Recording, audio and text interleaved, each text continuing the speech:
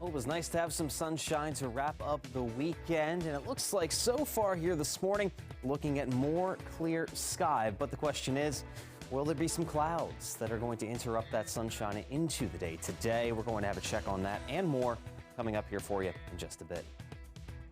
Also coming up this morning, the White House commencing Hanukkah celebrations in the DMV, while local leaders sound off on recent anti-Semitic acts in the region.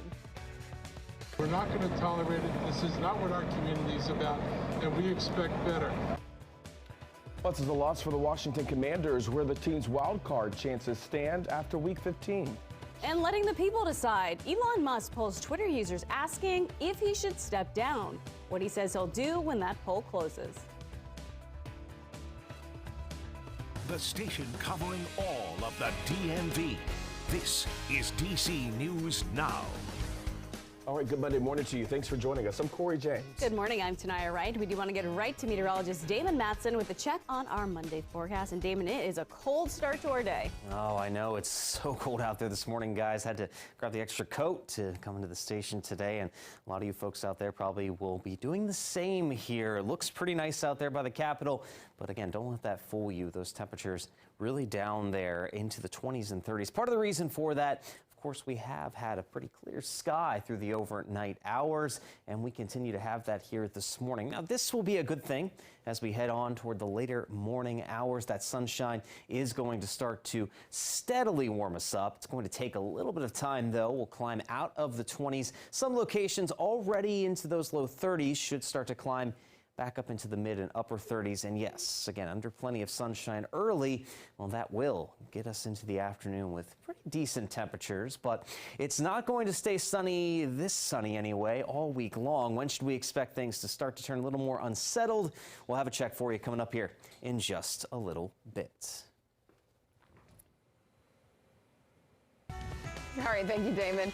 All right, let's take a look at the roadways again. So we're back on BW Parkway, heading north and southbound. You're looking very nice right near Powder Mill Road. If you're heading toward the district, you're looking good. If you're heading to BWI, you're also running very smoothly. Now, we do have a crash involving multiple vehicles along Edmonston and Sunnyside off of 201.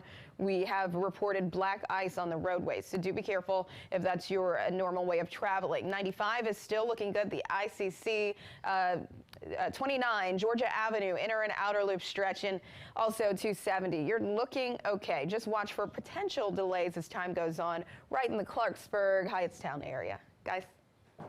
Thank you, Shanika. Your time right now is 6:02. Breaking now this morning, 2 teenagers were injured in a shooting earlier this morning in Southwest D.C.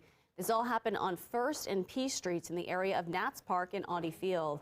DC Fire and EMS say 1 male and 1 female were injured in that shooting. We will, of course, keep you updated as we continue to learn more. All right, your time right now with 6:02. New this morning, the family of a pregnant woman whose body was found decomposing in a Montgomery County apartment is speaking out. The man accused of killing her is expected to appear in court this afternoon. That's refiner Lex Juarez, who is live outside of Montgomery County District Court. And Lex, what is new this morning? Yeah, well, this bond hearing today is actually the second bond hearing in 2 weeks for 31-year-old Tory Damian Moore. Today, a judge will decide his bond based on 2 first-degree murder charges. Now, he is charged with shooting 26-year-old Denise Middleton multiple times, killing her and her unborn son. Police found her body decomposing in Moore's apartment while searching the apartment for another murder that Moore is charged with. The autopsy showed the baby boy would have survived if born at the time that Middleton was killed. Her family released a statement sharing more about her big, loving personality and how excited she was to be a mom. In part of the statement, they said, quote, "Denise was so loved by her family and so cared for. We are heartbroken that this was her story and reality." Now, her family vowed to get justice for Denise and her baby. I did post that full statement from her family on my Twitter. Moore will be in court today at 1 o'clock. He is currently being held without bond on that other murder charge. Live in Montgomery County, I'm Lex Juarez, DC News Now. Thank you, Lex. And this holiday season is now in full swing around the DMV, but last night it marked the start of Hanukkah, a time of celebration for people of the Jewish faith. Our Dave Laval tells us why this year It comes at a challenging time for many Jewish people in our community. Plenty of warm thoughts on a cold and windy night on the Ellipse as hundreds gathered for the annual lighting of the Hanukkah menorah on the first night of the tradition. It was a great experience, a lot of spirit, a lot of what we call kavanah, which is religious spirit, and an honor to be here. Yet the festive atmosphere was slightly overshadowed by recent hate messages discovered around the DMV. Someone spray-painted anti-Semitic graffiti found Saturday at the entrance to Walt Whitman High School in Bethesda.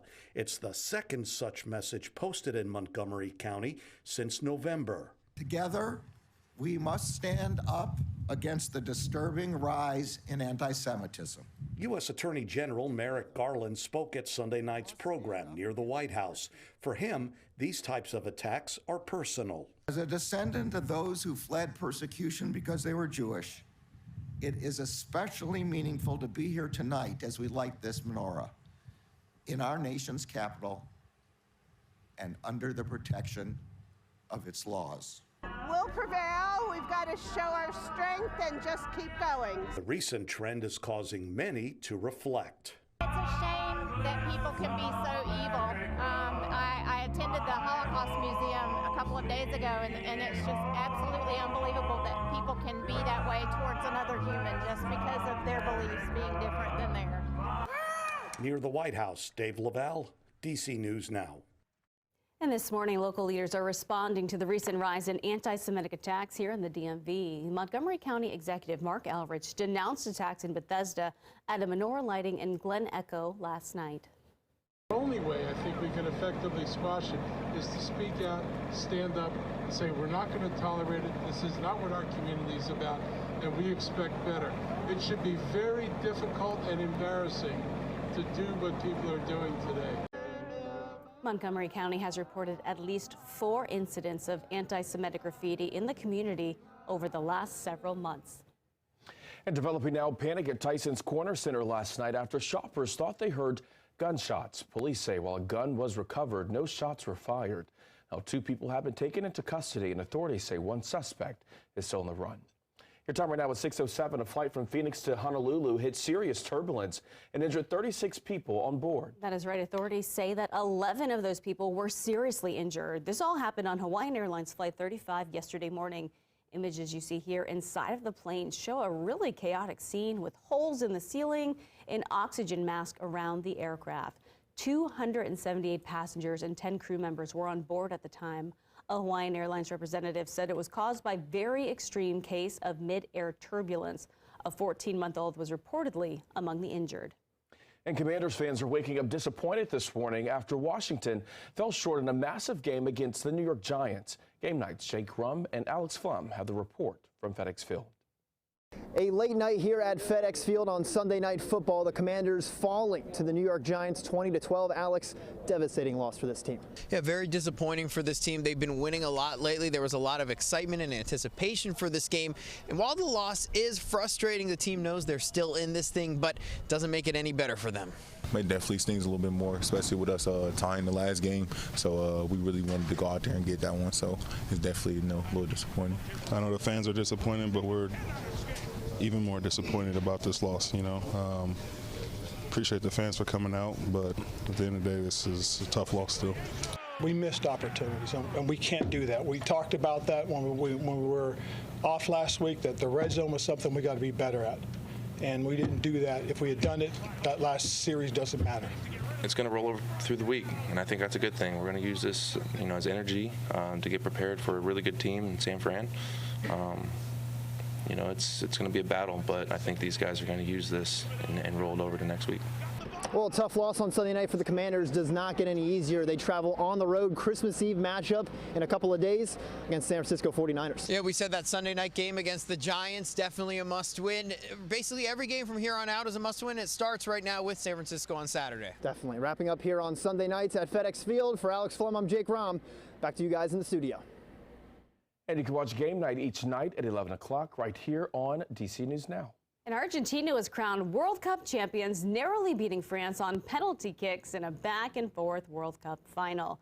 Argentina jumped out to an early 2-goal lead, but the French fought their way back in the second half to force the extra time in that match. Argentina took the lead again in extra time, but could not keep the French from tying the game with 2 minutes left. In the end, no one could deny Lionel Messi his title. He scored the first of Argentina's penalties and cemented his legacy as one of the best to ever play the sport.